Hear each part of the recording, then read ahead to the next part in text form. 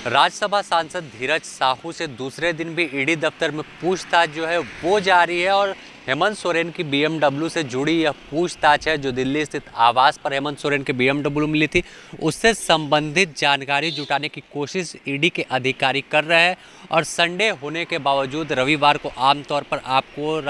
जो प्रवर्तन निदेशालय का क्षेत्रीय कार्यालय है यहाँ पर कोई चहल पहल नहीं दिखती, लेकिन आज जिस तरह से ईडी के अधिकारी ने धीरज साहू को तलब किया और बुलाया, क्योंकि पूछताछ जो है वो काफ़ी ज़रूरी है। जिस तरह से हेमंत सोरेन से भी ईडी रिमांड पर लेकर लगातार 9वें दिन पूछताछ कर रही है, तो इस जांच को लगातार जो कोशिश है ईडी की कि जल्द से जल्द पूरा जो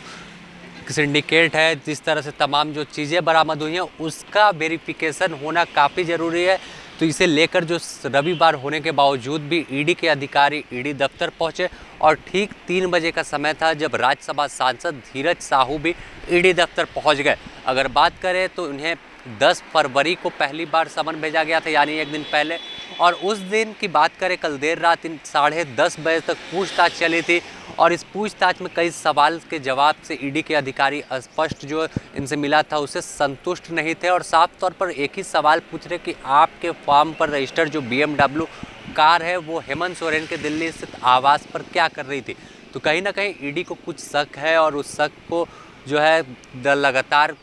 सामने लाने की कोशिश कर रही है कि आखिर हेमंत सोरेन और धीरज साहू का कनेक्शन क्या है। अगर बात करें कि मुख्यमंत्री जब हेमंत सोरेन जब मुख्यमंत्री थे तो इनके दिल्ली स्थित आवास पर ईडी की दबिश हुई थी, तो वहां पर 36 लाख रुपए नगद,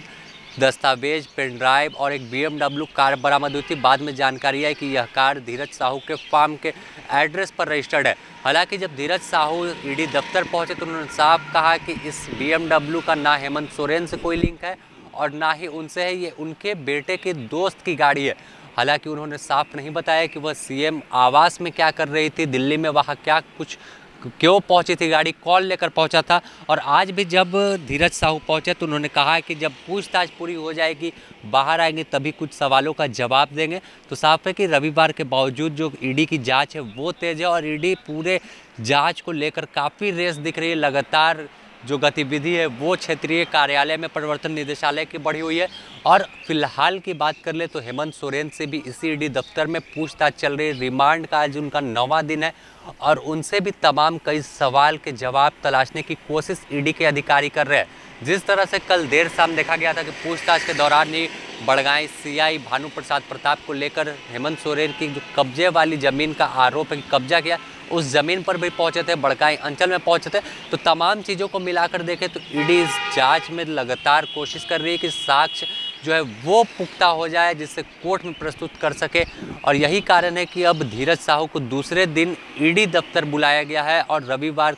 आज दिन है और लेकिन आज 3 बजे का समय था जब राज्यसभा सांसद धीरज साहू रांची के ईडी दफ्तर पहुंच गए हैं। लेकिन देखना होगा कि आखिर आज जो पूछताछ है वो कितनी लंबी चलने वाली है, क्योंकि कल की बात करें तो कल 11 घंटे से अधिक धीरज साहू से पूछताछ हुई थी और उसी पूछताछ में कई जवाब से संतुष्ट नहीं होने के बाद फिर उन्हें कॉल किया कि आप दूसरे दिन भी पूछताछ के लिए आइए। कई और सवाल है जिनकी वेरिफिकेशन काफ़ी ज़रूरी है और संभवतः अगर बात करें तो जो सवाल धीरज साहू से पूछे जाएंगे, हेमंत सोरेन से पूछे जाएंगे, तो दोनों को फिर सामने बैठा कर भी उन सवालों की वेरिफिकेशन करेंगे कि आखिरकार वहाँ कैसे पहुँची थी। तो बने रहे आप द न्यूज़ पोस्ट के साथ, हम इससे जुड़ी तमाम अपडेट आपको देते रहेंगे। अपने सहयोगी रवि के साथ Sameer, the news post, Ranchi.